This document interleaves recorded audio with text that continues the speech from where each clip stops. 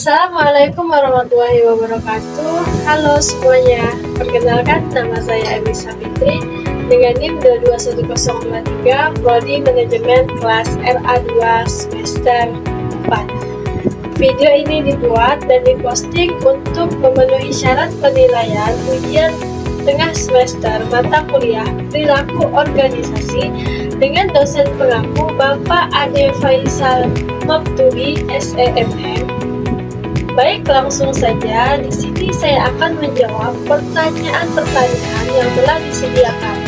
Nah, untuk nomor 1 itu, konsep dasar perilaku organisasi ini ada 4. Yang pertama itu ada individu dalam organisasi. Nah, di individu dalam organisasi ini dia itu kayak mempelajari perilaku dalam organisasi seperti motivasi, persepsi, kepribadian, dan kepuasan kerja. Nah, untuk yang kedua itu ada kelompok dan tim kerja. Nah, di kelompok dan tim kerja ini dia itu memahami dinamika dalam kelompok dan tim kerja seperti komunikasi, kepemimpinan, konflik, dan pengambilan keputusan. Nah, untuk yang ketiga itu ada struktur organisasi. Nah, di struktur organisasi itu kita itu mempelajari bagaimana struktur organisasi seperti hierarki, departementalisasi, dan koordinasi yang mempengaruhi perilaku individu dan kelompok. Nah, untuk yang terakhir itu yang keempat itu ada budaya organisasi. Nah, di budaya organisasi ini dia itu mempelajari bagaimana perilaku individu dan kelompok itu dipengaruhi oleh struktur. Konsep-konsep ini itu untuk membantu kita untuk memahami bagaimana organisasi itu beroperasi gitu, serta cara kita meningkatkan kinerja dan kepuasan karyawan. Nah, selanjutnya untuk nomor 2 itu pertanyaannya teori perilaku dan perilaku organisasi.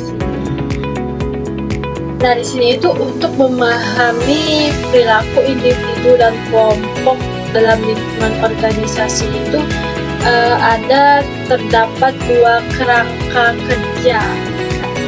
Itu ada teori perilaku organisasi dan model perilaku organisasi. Nah, dia itu menjelaskan perilaku organisasi itu teori perilaku organisasi itu menjelaskan mengapa orang bertindak seperti yang mereka lakukan di tempat kerjanya gitu. Sementara model perilaku organisasi itu menunjukkan pola atau sistem yang menggambarkan interaksi antara individu atau kelompok dan organisasi secara keseluruhan. Baik, selanjutnya pertanyaan yang nomor 3. Pertanyaan nomor 3 itu ada perilaku individu. Nah, perilaku kemampuan yang berpengaruh terhadap organisasi. Nah, jawabannya itu perilaku individu yang berkaitan dengan kemampuan seperti keterampilan interpersonal individu, kerja tim, dan adaptabilitas. Dapat mempengaruhi produktivitas, efisien, dan keberhasilan keseluruhan organisasi.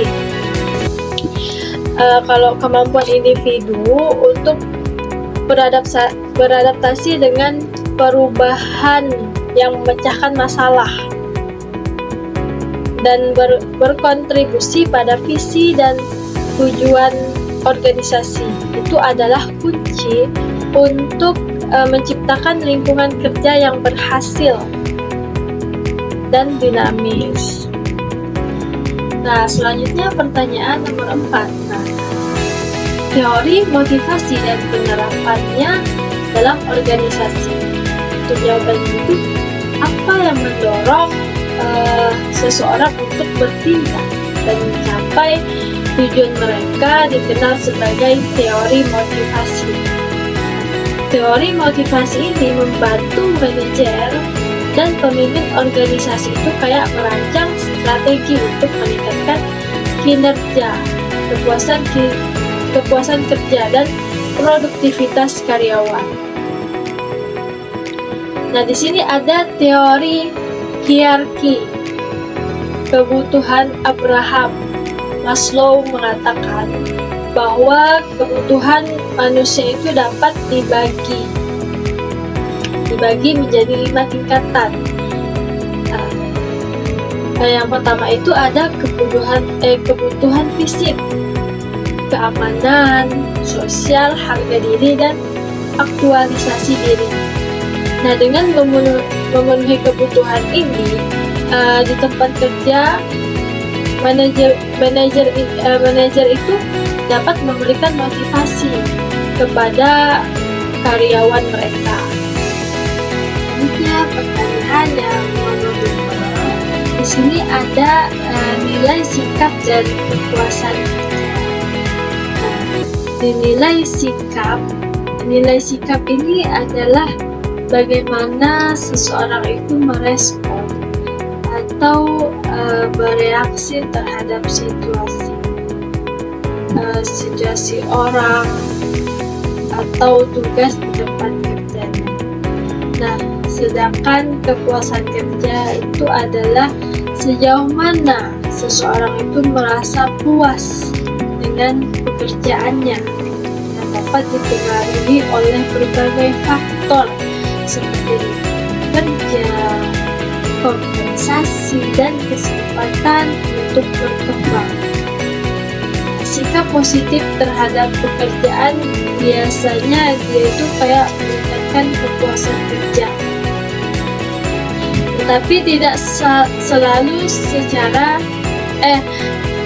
dia itu tidak selalu terjadi secara langsung. Kedua hal tersebut itu dapat dipengaruhi oleh banyak variabel. Nah, ini selanjutnya untuk pertanyaan yang terakhir, yang ke-6, itu membangun kerja tim yang efektif. Nah, untuk membangun kinerja tim yang efektif itu ada hal-hal yang harus kita lakukan. Itu ada 7. Yang pertama itu ada komunikasi yang jelas dan terbuka. Jadi kita itu harus berkomunikasi yang jelas. Yang kedua itu memiliki tujuan dan peran. Nah, memiliki tujuan dan peran yang jelas untuk setiap anggota tim. Untuk yang ketiga itu mengalahkan kerjasama dan kolaborasi. Untuk yang keempat itu memberikan umpan balik secara teratur. Nah, untuk yang kelima itu memahami kekuatan dan kelemahan masing-masing anggota tim untuk mendistribusikan tugasnya itu secara efisien. Jadi kita itu harus memahaminya. Nah, untuk yang keenam itu menumbuhkan kepercayaan dan menghargai keberagaman dalam tim. Nah, untuk yang ketujuh itu mengalahkan inovasi dan kreativitas dengan membangun lingkungan yang mendukung. Baik, untuk semua pertanyaan sudah saya jawab. Semoga video ini bermanfaat bagi yang menonton. Sekian dan terima kasih. Assalamualaikum warahmatullahi wabarakatuh.